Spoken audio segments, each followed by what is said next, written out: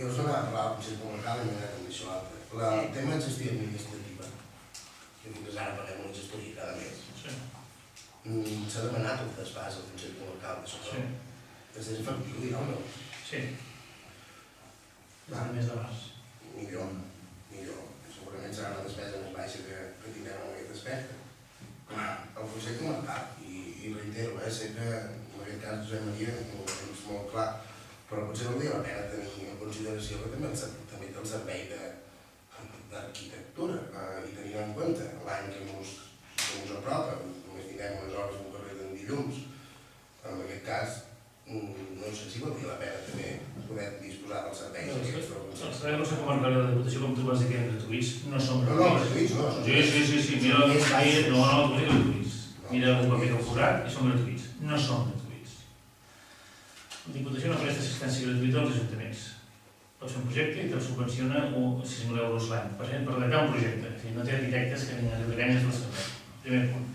Segon, el Consell Comarcal té un servei. Com ja et vaig dir un dia següent en una reunió que vam tindre, jo no estic descontent o m'estic tenint un servei propi amb un professional que treballi. I seguiment del servei d'arquitectura. El Consell Comarcal té serveis molt bons, però el servei d'arquitectura, per una mala experiència en el passat, vaig decidir com a ajuntament deixar-lo d'acollir. I per tant, de moment no ens hi hauríem. Que no vol dir que sigui més barat, no sé com costaria, però segurament més barat, perquè hi ha menys hores. Però no és una qüestió de preus, és qüestió de qualitat.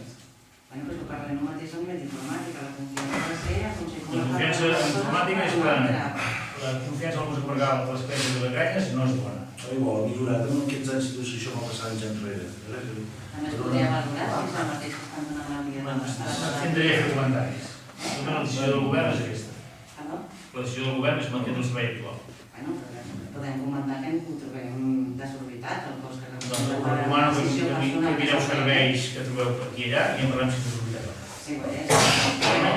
Maite, no m'ho diguis més, demostra'm, porta'm llistats. El Forja val això, l'Aixà val això, el Montbrió val això. Perfecte. Doncs quan m'ho portis discutirem si s'ha obert.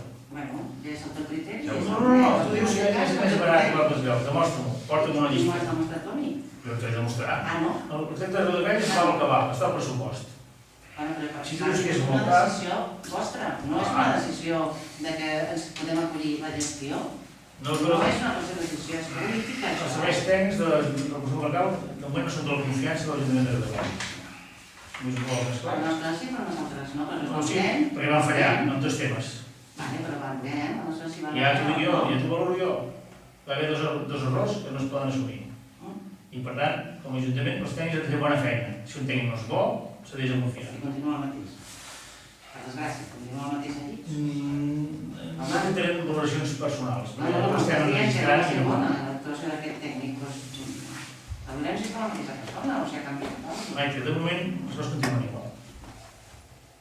I en aquest cas vull professionalitat per estar en temes complexes i una persona que estigui al dia dels temes. Bueno, és un criteri. Bueno, és un criteri, exacte, és un criteri. I mentre el govern sigui el que és, tindrem aquest criteri. Bueno, és el criteri.